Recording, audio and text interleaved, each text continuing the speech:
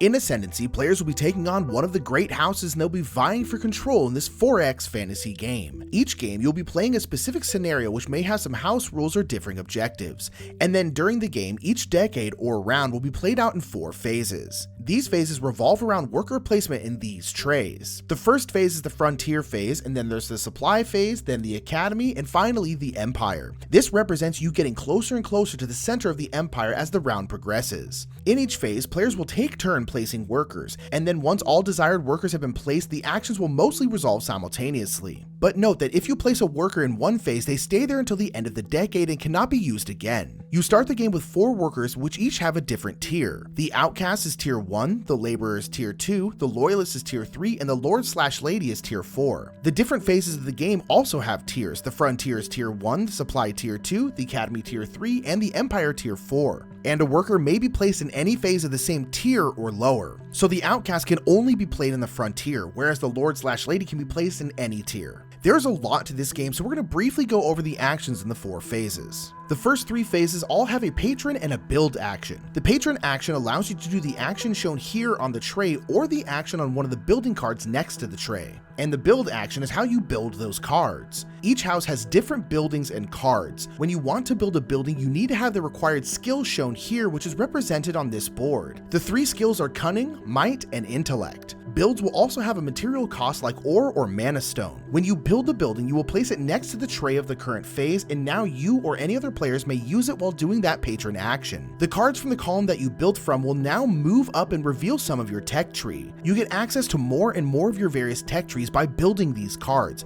We'll talk more about the tech trees in a moment. At the Frontier, you may also gain a consumable item which is used in battles and skill checks. You may scout and look ahead at a location around you, and you may reveal a creature to see what you're going to have to fight when you do the Conquer action. At the Supply is where you get, well, supplies. Here you can get food, which helps you travel and unlock champions, ore, which builds buildings, skill, which can be turned in to increase your skills, and knowledge, which is how you gain your house's tech cards. At the Academy, you may gain Mana Stone, which are used to power up attacks, build certain buildings, and more. One thing that's nice about Mana Stone is that it's never spent. It only loses its charge and will be recharged at the end of the decade. You may also gain Influence, which is mostly used to upgrade your workers. You may gain an Ascendancy quest, which, when completed, will give you rewards. And you may gain hirelings like mercenaries and war machines, which will go into battle with you. Finally, we have the Empire.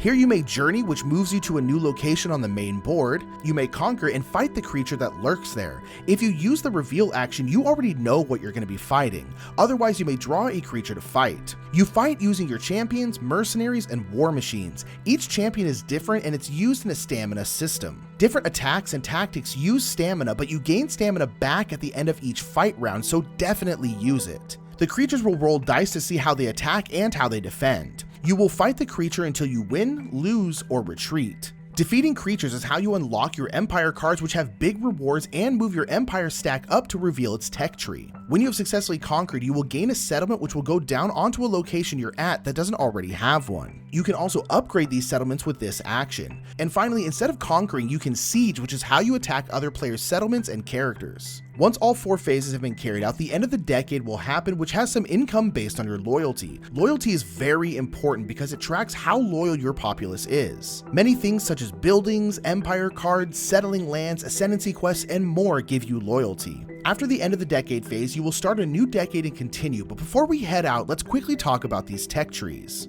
As stated, all the houses have different cards and different tech trees. As a free action, you may slot in the matching supply to unlock parts of your tech tree. Food gains you access to the champions. Knowledge gives you access to your tech cards, though you may have noticed that oftentimes there are 2 choices. You may only choose one card and the path of your tech tree branches. So there are many different ways to build out your house. You may also slot in Influence to unlock more workers or ascend them into higher tiered workers. And you may also ascend your champions into their stronger sides. It's a very large game and there's a lot more to go into, but that is a brief look at Ascendancy.